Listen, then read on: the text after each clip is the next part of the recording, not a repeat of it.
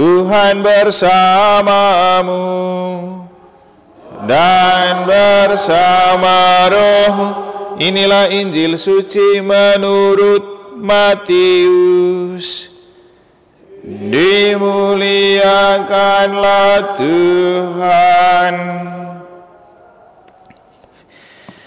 Dalam khotbah di bukit, Yesus berkata, waspadalah terhadap nabi-nabi palsu yang datang kepadamu dengan menyamar seperti domba, tetapi sesungguhnya mereka adalah serigala yang buas.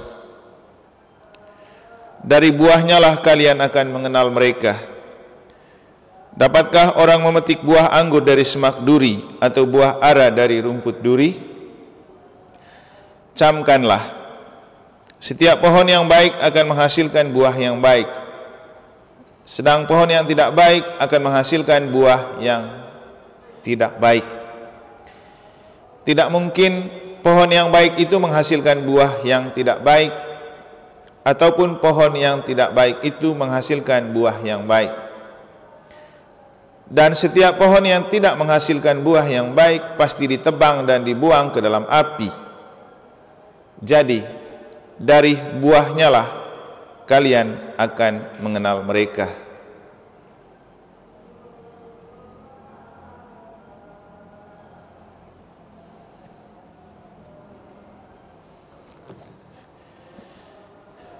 Demikianlah sabda Tuhan. Terpujilah Kristus.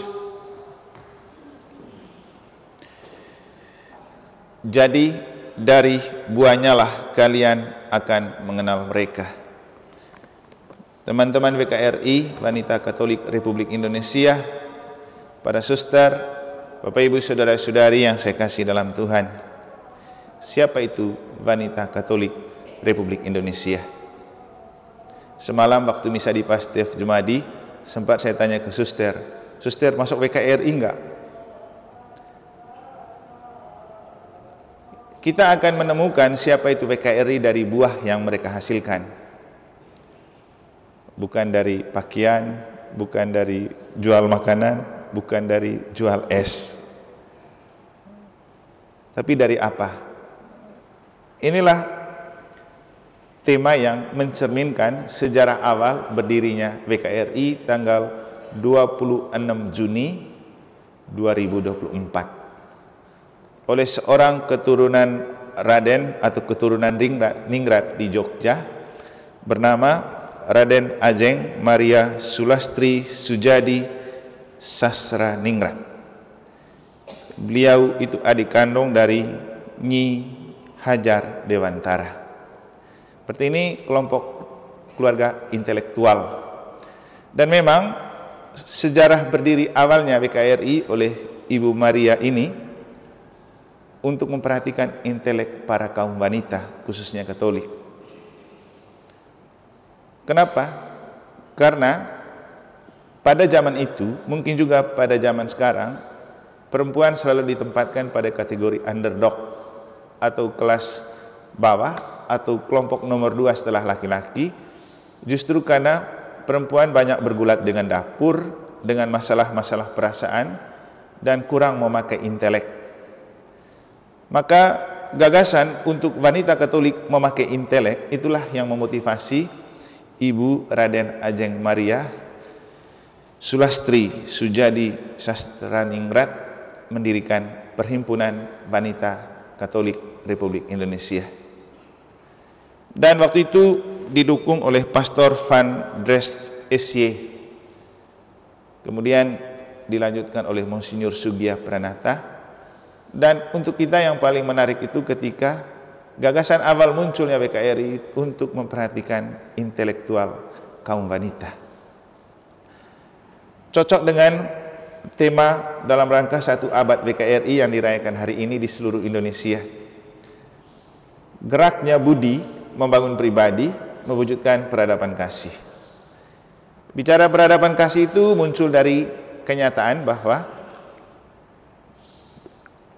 orang kurang memperhatikan kasih sayang dalam hidup. Apalagi dalam hidup berbangsa dan bernegara penuh persaingan dan kompetisi. Apalagi negara kita dibangun di atas partai, dan setiap partai punya paslon masing-masing untuk menjadi pemimpin. Dan hampir pasti gaya berpolitik kita itu adu domba dan baku potong. Yang kuat akan menang, yang tidak kuat akan kalah. Dan dalam memperjuangkan kemenangan, orang lupa dengan kasih. Sesama tidak dilihat lagi sebagai saudara atau sahabat, tapi lawan yang harus dikalahkan atau dienyahkan. Sehingga politik kita telah menempatkan kita pribadi-pribadi yang tidak atau kurang terlalu beradab. Maka kita menemukan istilah ada mengalami dekadensi atau penurunan moral dan etika, karena demi menggapai kepentingan politik orang lupa etika. Tapi kalau bicara etika itu kembali ke peradaban, adab. Kita tahu sila kedua itu berbunyi kemanusiaan yang adil dan beradab. Lawan dari beradab adalah biadab. Dan biadab itu adalah ekspresi tingkah laku yang mungkin juga terlalu kasar kalau dibilang kebinatangan.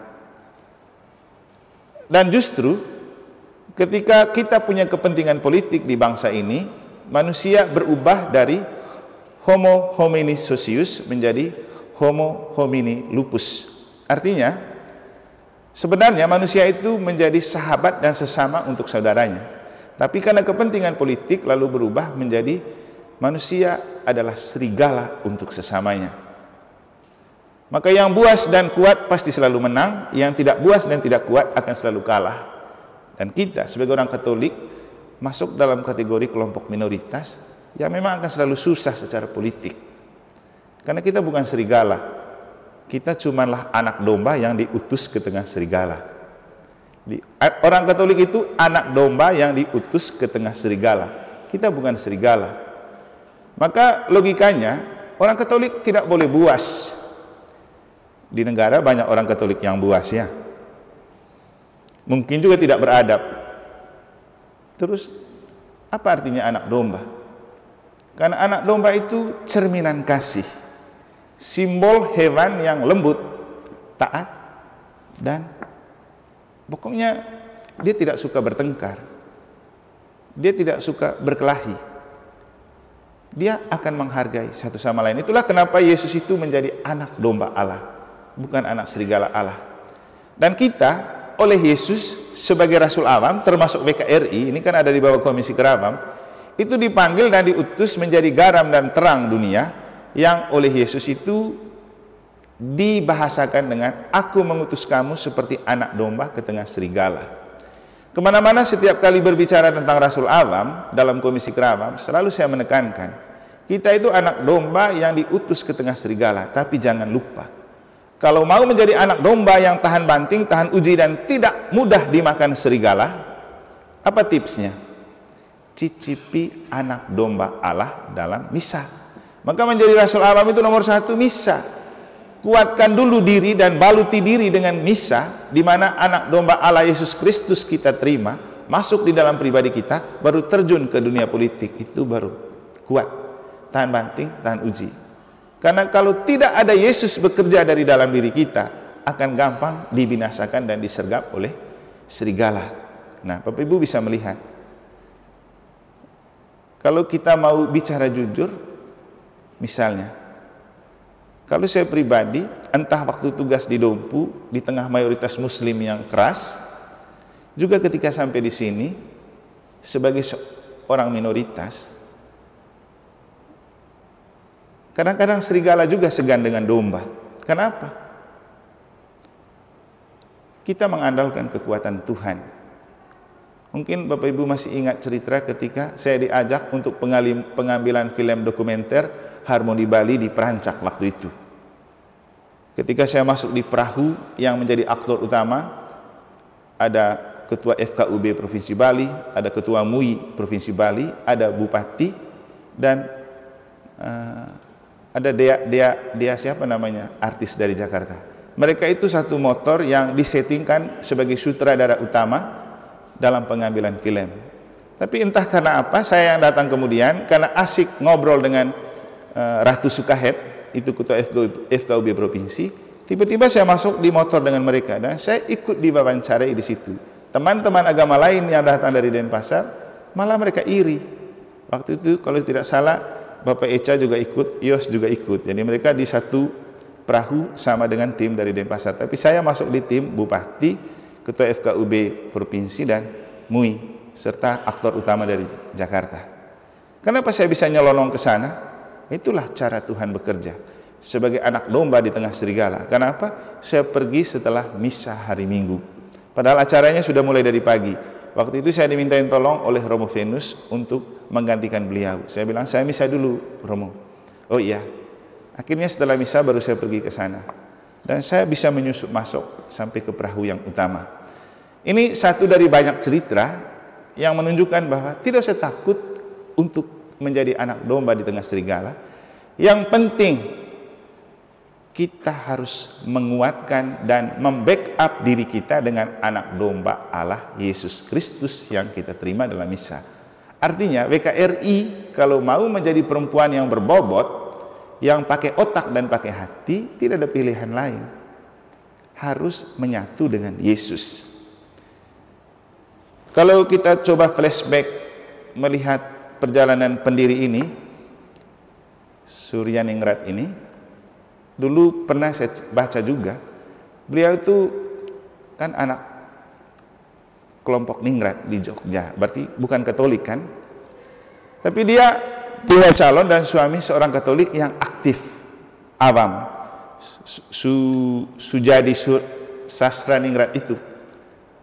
Dan setiap kali dia mendengar percakapan antara suaminya dengan pastor waktu itu, Van Dres, dan pastor-pastor Eropa. Dia selalu menyaksikan bagaimana mereka berdiskusi, berbincang-bincang. Lalu kemudian dia menikah dengan seorang tokoh awam Katolik itu. Dan setelah dia menikah dengan seorang tokoh awam Katolik, baru dia menggagaskan mendirikan WKRI. Dia punya nama Santa Maria. Apa yang dia mau perjuangkan? Seperti yang saya bilang, dia mau memperjuangkan perempuan Katolik itu pakai intelek, pakai otak. Dan memang Bapak Ibu, ternyata memang banyak orang perempuan yang cerdas. Tapi apakah diberikan tempat dan kesempatan oleh laki-laki?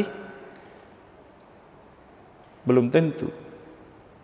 Tapi perjuangan mereka itu saya rasa sinkron dengan apa yang dicanangkan oleh R.A. Kartini. Habis gelap, terbitlah terang. Tidak akan ada terang dan cahaya kalau tidak pakai otak. Karena otak itu mercusuar. Nah, sering terjadi perempuan itu dianggap sebagai makhluk perasa. Karena apa? Perasaan lebih panjang dari pikiran. Kenapa kemudian banyak perempuan mudah tersinggung daripada pakai logika? Dan kenapa kemudian perempuan terlalu banyak terhanyut dalam kebaperan? Ada isu sedikit, ada gosip sedikit, pasti cepat kebaperan.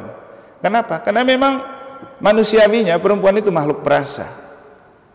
Kalau laki-laki secara psikologis sebagai seorang pemikir. Jadi dia lebih mengandalkan logika. Makanya kenapa banyak bapak-bapak dan laki-laki kadang susah mengerti perasaan perempuan, karena memang secara naluri, bawaan, alamiah, laki-laki itu pakai logika. Maka Maria Suryaningrat, pendiri WKRI ini, pingin perempuan juga harus pakai otaknya, jangan pakai perasaan saja.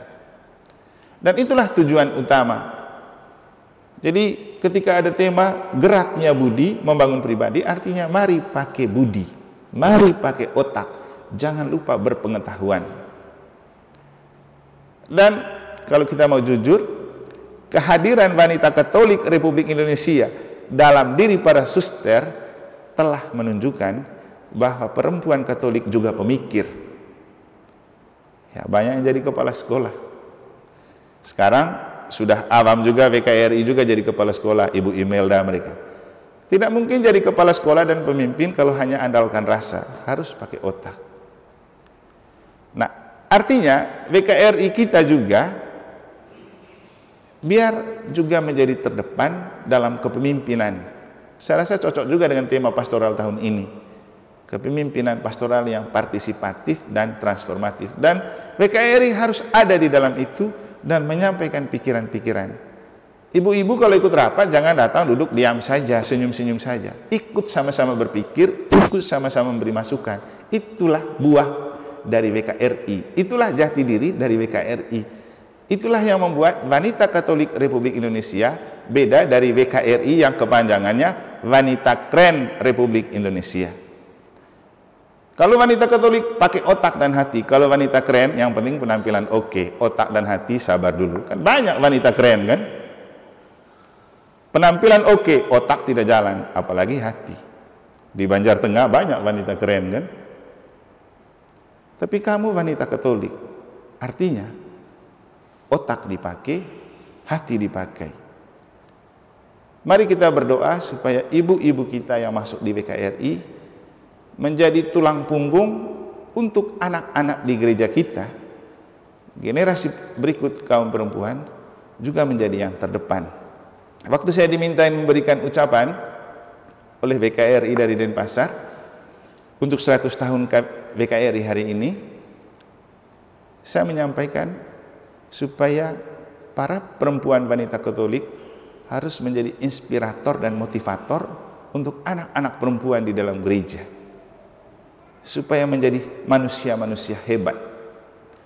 Tidak perlu punya jabatan untuk menjadi orang hebat, cukup pakai otak, balut otak itu dengan kasih, pasti kita jadi orang hebat. Karena kehebatan kita, atau meminjam bahasa Yesus dalam Injil, dari buahnya kamu mengenal siapa orangnya. Kalau kita muncul sebagai pribadi yang otak jalan, hati dipakai, orang pasti akan bilang, itu perempuan mana sih? Orang Katolik. Tapi kalau jadi perempuan yang mudah ditaklukkan, di manakah harga diri dan jati diri Katolik? Jadi itulah makna dari 100 tahun WKRI ketika kita mengambil tema geraknya budi, membangun pribadi, mewujudkan peradaban kasih. Ibu-ibu WKRI harus menjadi garda terdepan membangun peradaban kasih, tidak hanya dengan pakai perasaan, tapi juga pakai otak. Tidak hanya kebaperan, tapi juga rasional. Akhirnya kita perlu memaknai kenapa usia 100 tahun WKRI sama dengan 100 tahun KBI. Ya, namanya saja Wanita Katolik Republik Indonesia. Kata Katolik menjadi kunci. Dan gereja Katolik kita di Indonesia telah diteguhkan dan ditegaskan dengan kehadiran KBI, Konferensi Wali Gereja Indonesia. Maka WKRI adalah carang dari gereja, cabang dari gereja, ranting dari gereja. WKRI tidak bisa hidup tanpa gereja. Juga gereja akan makin hidup kalau WKRI-nya terlibat dan partisipatif. Selamat merayakan 100 tahun untuk WKRI. Semoga sukses menjadi pribadi-pribadi yang menghasilkan buah kasih dan peradaban kasih dalam hidup, karena kita pakai otak, pakai hati, dan pakai iman. Semoga Tuhan memberkati.